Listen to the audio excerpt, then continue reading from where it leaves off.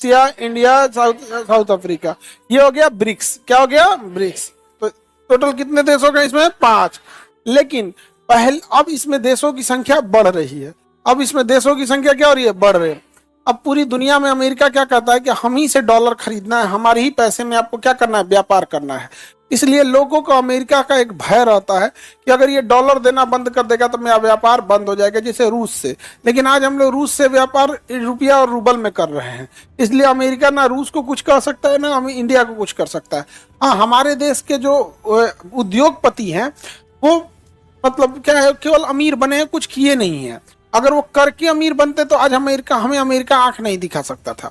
हमारे यहाँ के उद्योगपति ना सरकार से मतलब चापलूसी करके अपने हिसाब से काम ले लिया है सब। समझ में आ गया कि नहीं? गया रेल ले लेते हैं, एयरपोर्ट ले लेते हैं, बिजली घर ले लेते हैं। भाई कुछ कर, कुछ तो कर ना। ना वो हमरा नहीं आता है ना, तब हमको नहीं आता। बिल गेट्स करेगा, माइक्रोसॉफ्ट बनाएगा, सुंदर पिचाई देखेगा, ये टेस्ला उसला वहां बनेगा। हमको क्या मतलब? हम कॉपी पेस्ट मारेंगे। नहीं समझा क्या? एशिया के सबसे ज्यादा अमीर हमारे ये देश में रहते हैं। इन बैलेंस से कोई एमआरआई मशीन नहीं बनता है। कुंची काम का अमीर कॉपी पेस्ट मार दिया यहाँ पर। जिस वजह से ब्रिक्स देश जो है ना, हम लोग के ऊपर बहुत दबाव बनाता है अमेरिका। हम चाहते हैं ना कि अमेरिका पे डिपेंडेंसी खत्म करे। बट जो भी अमेरिका से डिपेंडेंसी खत्म करता है, अमेरिका क्या करता है ना, उनको निपटा देता है। जैसे ईरान अभी निपटाने में लगा हुआ, अफगानिस्तान को निपटा दिया, सीरिया को निपटा दिया, लीबिया को निपटा, सबको निपटा दिया। अच्छा, अभी शेख हसीना कुछ बोली थी, निपटा दिया उनको भी। तो अभी हम लोग ना इंडिया में हम लोग लड़ रहे हैं। अमेरिका इसे शतरंज खेल रहा है पूरी दुनिया में। इसे इतना डेवलप्ड हो गया अमेरिका जिसका कोई हद नहीं। तो ब्रिक्स देशों ने सोचा कि हम बड़े बड़े देश जैसे रसिया हो गया, चाइना हो गया, इंडिया हो गया, ब्राजील हो गया, साउथ अफ्रीका हो गया, तो ये जितने बड़े देश हैं इनके पास अपना ही इतना इंटरनल व्यापार होता है, इतना ज्यादा कि इन्हें दूसरे की जरूरत ही नहीं है। तो अमेरिका चाहता था इन्हें खत्म कर देता। तो शुरुआत में इन लोगों ने धीरे धीरे मीटिंग्स किया, अपना व्यापार किया, व्यापार को आगे बढ़ाएं। अभी दुनिया का 40% बिजनेस केवल ये ब्रिक्स देश आपस में करते हैं। पूरी दुनिया में जितना व्यापार होता है उसका 40% आपस में कौन करता है? ब्रिक्स। अब 30% व्यापार जो करते हैं वो यूरोपीय यूनियन कर देते हैं। अब यूरोपीय यूनियन ने अपनी मुद्रा बना दी यूरो। अब डॉलर से डिपेंडेंसी खत्म, अमेरिका घुसिया, कोई मतलब नहीं। जिस दिन ये ब्रिक्स वाले अपने मुद्रा लाए, सब ब्रिक्स करेंसी, उस दिन 40% व्यापार अमेरिका से चला जाएगा। अमेरिका तहस नहस हो जाएगा। लेकिन अमेरिका इसके लिए भी कुछ ना कुछ जुगाड़ लगाते रहता है। लेकिन यहाँ नहीं हो पाएगा क्योंकि कलेक्टिव रिस्पॉन्स है यहाँ पर ब्रिक्स देशों का। कब बना था? 2000 में। बाद में इसे साउथ अफ्रीका को भी जोड़ा गया था 2010 में। तो उस समय इसका नाम ब्रिक था। बाद में जब साउथ अफ्रीका को जोड़ दिया गया तो क्या हो गया? ब्रिक्स हो गया। अब इसके नाम आगे बढ़ रहे हैं। अब इसमें और चीज जुड़ रहा है, सबका अलग अलग नाम के हिसाब से। अभी इसका 2025 में कहाँ हुआ था? रियो डी जेनेरियो में हुआ था। क्या हुआ था? रियो डी जेनेरियो में। रियो डी जेनेरियो ब्राजील में है। मीटिंग होता है, उसमें प्रधानमंत्री जाते हैं। कौन जाते हैं? प्रधानमंत्री भाग लेने जाते हैं। बहुत बड़ा संगठन होता है ब्रिक्स। प्राथमिक सदस्य में तो हम आपको बता दिए कौन कौन है। अब इसमें दो नामे है प्राथमिक सदस्य के नाम पर, इसका ब्रिक्स। सारे देशों का नाम अलग है।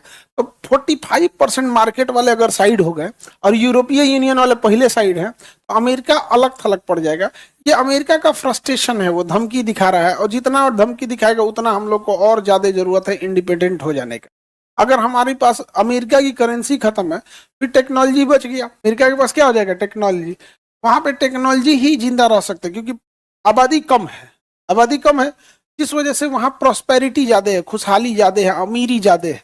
तो अमीर आदमी क्या करता है? नौकरी नहीं करता है, फिर वो बिजनेस करेगा, कोई नया नया आइडियाज लाएगा, ये सब चीजें करके। हाँ, अब इसके सदस्यों की संख्या बढ़ रही है। मिस्र कह रहा है हमें भी शामिल कर लो, तो कहेंगे आ जाओ, कोई दिक्कत नहीं है। मिस्र भी अफ्रीका में बहुत बड़ा रोल निभाता है क्योंकि पूरे अफ्रीका कॉन्टिनेंट की अगर बात करेंगे तो पूरे अफ्रीका महाद्वीप में एक मिस्र है, यहाँ पर इजिप्ट, और एक है साउथ अफ्रीका। यही दो तो थोड़ा सा डेवलप है सब इसमें।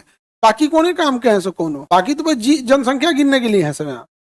इथियोपिया मिस्र के बगल में है तो भी आ जाएगा। एगो अल्जीरिया बचेगा, अल्जीरिया को भी ले सकते हैं, लेकिन हो गया तो अब पूरा अफ्रीका महाद्वीप आ गया। मेन व्यापार यही करते हैं सब। ईरान भी कह रहा है कि भाई हमें ले लो। अमेरिका तो सबसे ज्यादा ईरान को टॉर्चर किया है। ईरान को पूरी तरह से उसकी मुद्रा पे ही बैन लगा दिया। कहता है कि ईरान से कोई सामान मत खरीदो, कोई इसे खरीदता नहीं है। लेकिन जब ब्रिक्स में शामिल हो जाएगा तो कहेगा भाई हम लोग आपस में खरीद लेंगे। हम आपस में क्या कर लेंगे? खरीद लेंगे।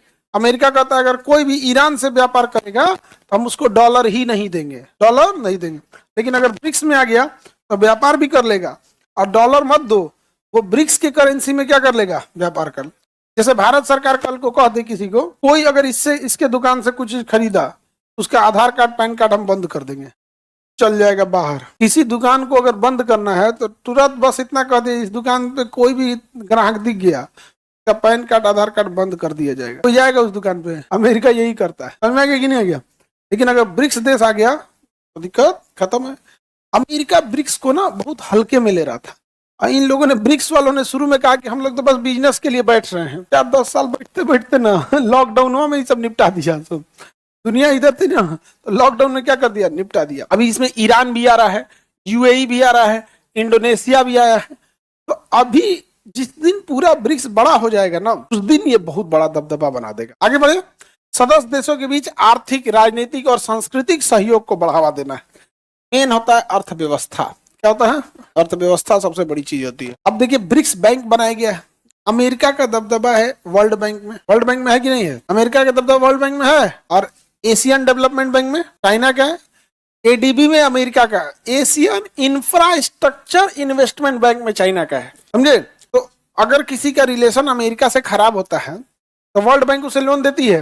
वर्ल्ड बैंक किसको लोन देगा? ये लोन वोटिंग पे डिपेंड करता है। आईएमएफ लोन देगा? नहीं। तो अमेरिका, चाइना ने एक बैंक बना दिया AIIB। अब लोग अब वर्ल्ड बैंक से ज्यादा किसके पास चल जाते हैं? AIIB के पास। उसके बाद अभी ये सारे देश मिलके बना रहे हैं ब्रिक्स बैंक। कौन सा बैंक? BRICS bank. अब जितने छोटे देशों को पैसा की जरूरत है, किससे ले लेगा? ब्रिक्स बैंक से। अब ब्याज देगा तो ब्रिक्स बैंक की सैलरी भी होगी, एक्स्ट्रा पैसा बैंक के पास बचेगा यहाँ पर, तो ब्रिक्स बैंक रहेगा। तो अभी हम लोग क्या बना रहे हैं? BRICS bank. ब्रिक्स बैंक कब बना था? 2015 में। यहाँ मुख्यालय इसका कहाँ है? संघाई। मुख्यालय संघाई में है यहाँ पे। अभी इसके अध्यक्ष हैं ब्राजील वाले। आगे बढ़ जा। ब्रिक्स बैंक समझ में आ गया? यूएन